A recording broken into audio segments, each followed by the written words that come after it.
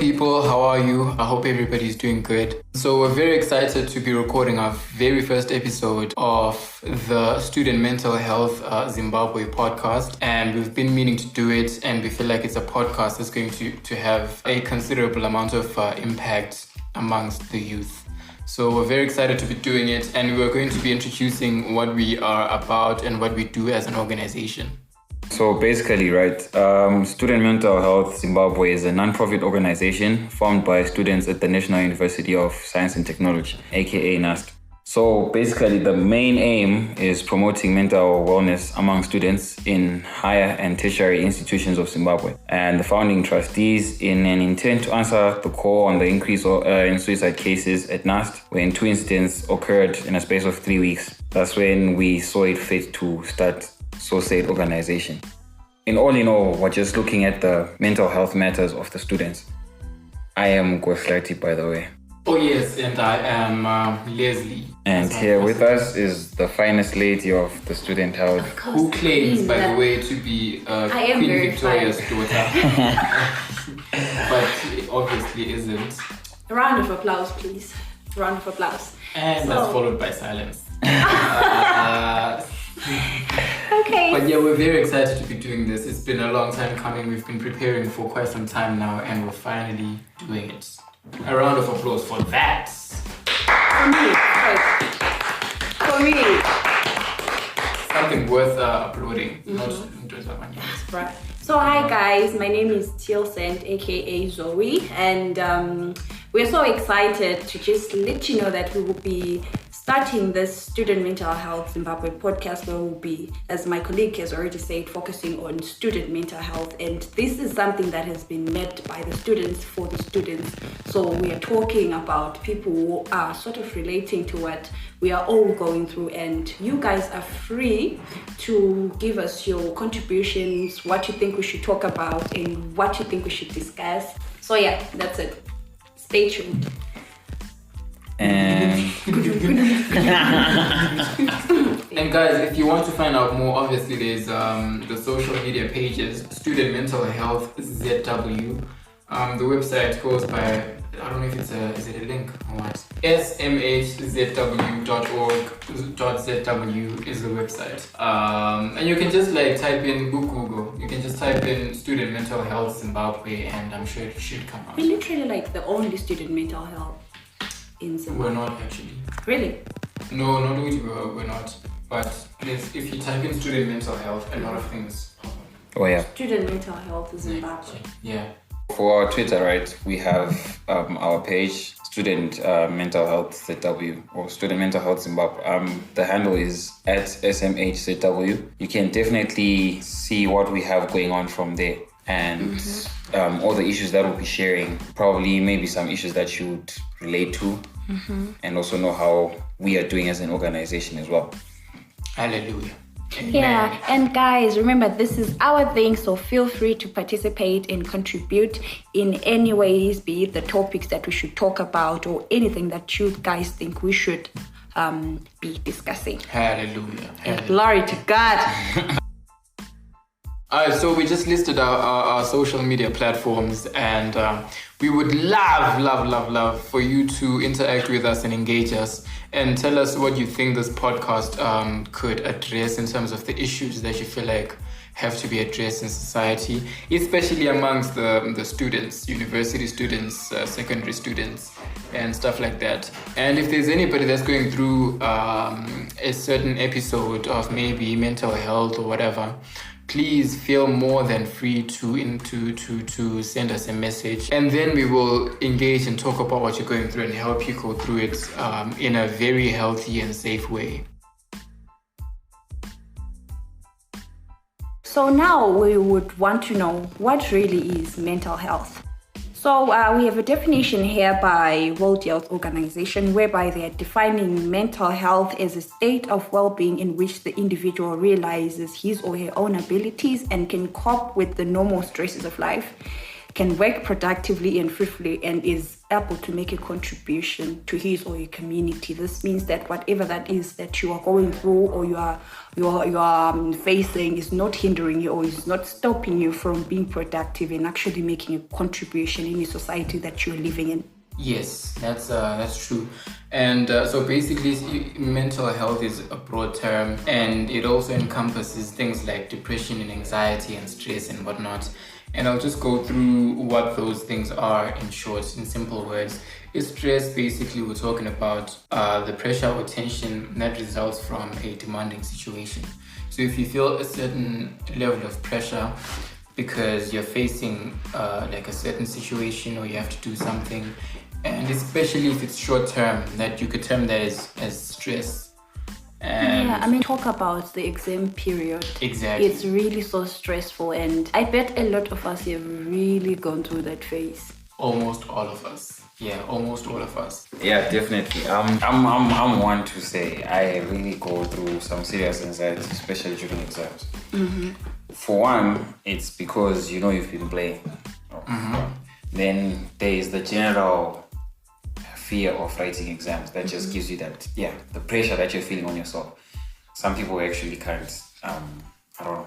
But guys, are we really underestimating the pressure that you get when the results are really about to come out? No, some of us are geniuses, so we don't worry about these things. That's why I said some of us. Wow, really? I just like, when I hear exam, I'm like, sweet, simply a transaction. Go in there, do your thing, get out, get back your A's. Life moves on. Wow, but I know there are many of us out there who actually get so anxious. That's why I'm here to talk about that as well. Mm-hmm. It's good to have the view of a person who's never experienced something. That Guys, would be you. I'm lying.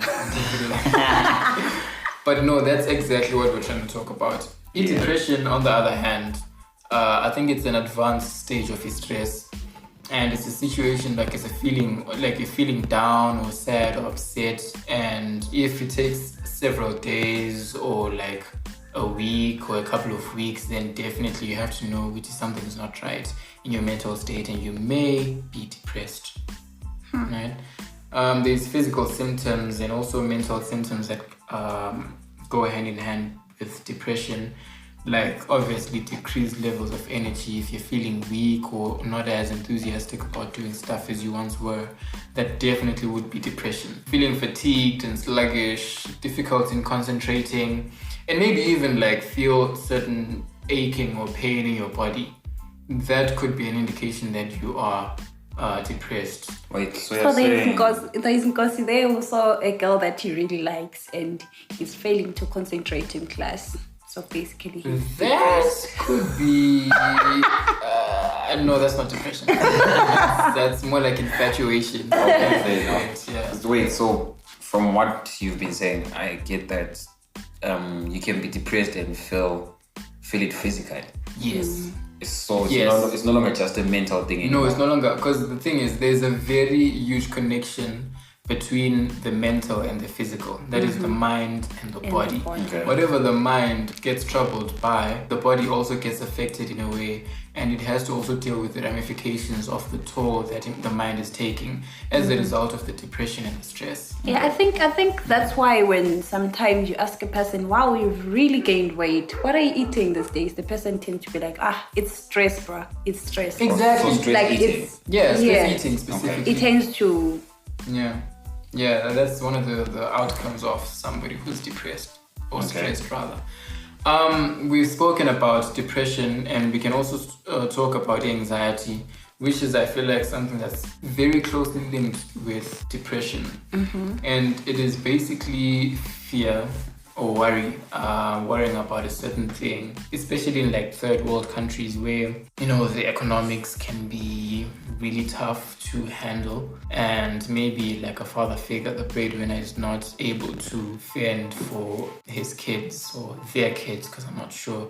You get a situation where, like, especially in the 21st century, a female is the breadwinner. Yeah. So if they're unable to provide for their family, and maybe it's like school fees season and the person is not able to like provide for their family, that could very well be termed as anxiety if the person is being stressed by that and is showing the signs and symptoms of anxiety. Yeah, it actually happens even to us students at university. I know I have no way of getting my fees paid, and it's actually eating me up how I'm going to see my results or whatever. Are you saying you have no way, or you're saying for example? Or if, for example, By the way, our fees get paid by our parents, and imagine right now, I'll take for example what's happening at NES. The fees hikes, and you haven't viewed your results because you haven't paid your fees.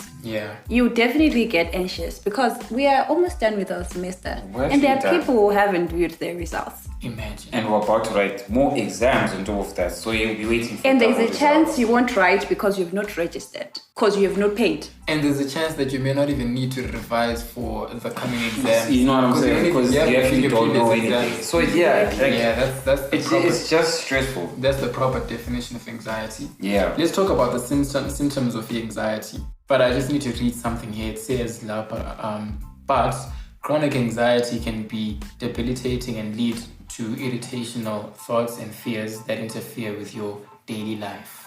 So it shows the connection that exists between the brain or the mental state and the physical body. It can actually hinder you from doing all the daily tasks and duties that you intend to do only because you're anxious or you're depressed or whatever. And mind you, the symptoms of anxiety are very similar to the symptoms of depression. So that's worth noting. It's closely linked if you think about it. It's more or less all mental anyway. So I would like to assume you first get anxious, and then more and more you get progresses. Anxious, then you maybe start getting depressed now because of that anxiety that you've been experiencing. Because I remember in your first definition you mentioned that anxiety is not like for many days, maybe happens for a short period of time. But then when it comes to depression, it's happening for a quite a long period of time.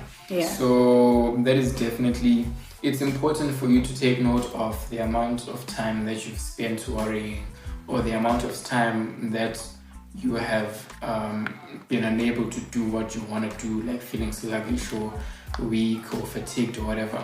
You have to take note of that so that you're able to address what you are feeling. I'm also noticing Lapa, for some reason, one of the symptoms of anxiety is obviously racing heart, muscle tension, and the grinding of teeth. Okay. Oh yeah. I've been grinding my teeth for a long time. Oh my god, we need to take you somewhere, right? Is it a bad habit or? It's definitely a bad habit. Definitely, there's nothing good out of it that comes. Why? You're just going.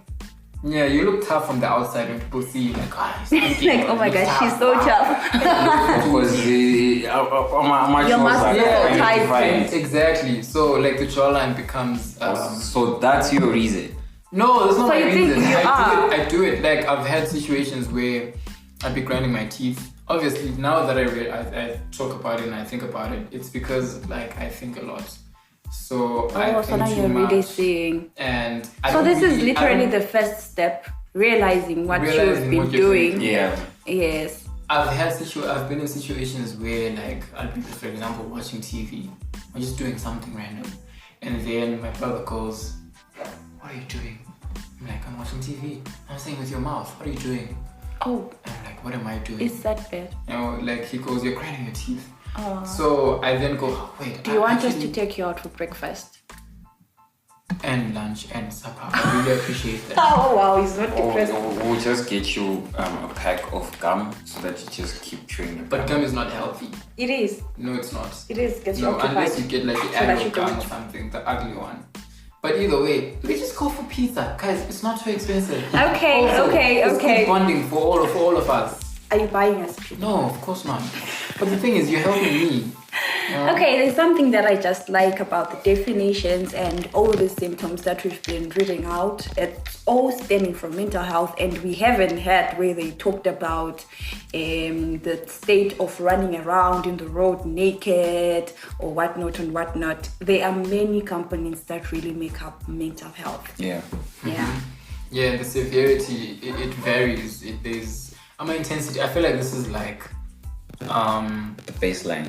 Not even the baseline, because it's as serious. I feel like these are two parallel things that can be compared with each other. Yeah. But one is apparent and is exhibited the most, and the other is subtle and not so apparent. You have to like really take your time to analyze and think about it. Yeah. You literally have to go to a clinic or like a hospital and get diagnosed with it.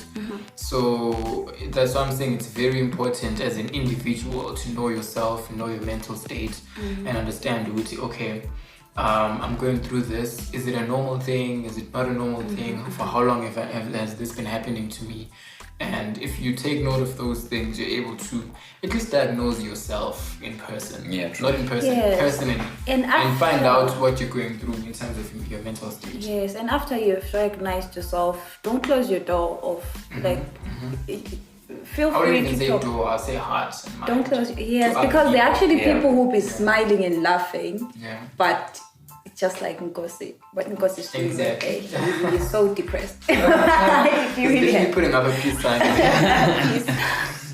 Yeah, so basically I feel like what we spoke of right now is, for the past 20 whatever minutes, is the building blocks of a very powerful, insightful, important conversation that could be had within and amongst secondary students and tertiary students. I'm excited to be a part of this podcast. Be and excited. Definitely. I mean, I'm Definitely. speaking normal, but I'm literally fireworks in my brain. And yeah, I'm excited to be a part of this, and I can't wait for us to talk more about these topics and these things, because there's a lot more to unpack. Yeah. So this is only the beginning. Yeah, and guys, don't forget, this has been made for you guys. It has been made for me, for all my colleagues. We have to get involved and unpack this mental health, because cases are going up, people are getting depressed, people are committing suicide. We have to talk about these things. We have to express ourselves. I know it might be difficult, but one step at a time until we get there. I can't wait to find out. I can't wait for you guys to find out what we'll be speaking of in the next episode.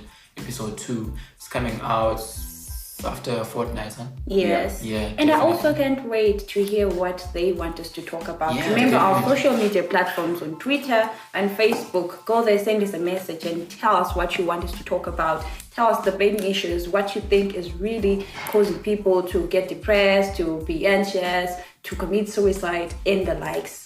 Thank you very much for being a part of this podcast. Bye, everyone. Yeah, and don't forget to say hi to Queen Elizabeth. I love you so much. Aren't My you the one that's people. supposed to Yeah. say hi, since you're No, the I'm daughter? the Queen Elizabeth. It has changed. Oh, it's changed. Oh, okay. Mental health is very important. Yeah.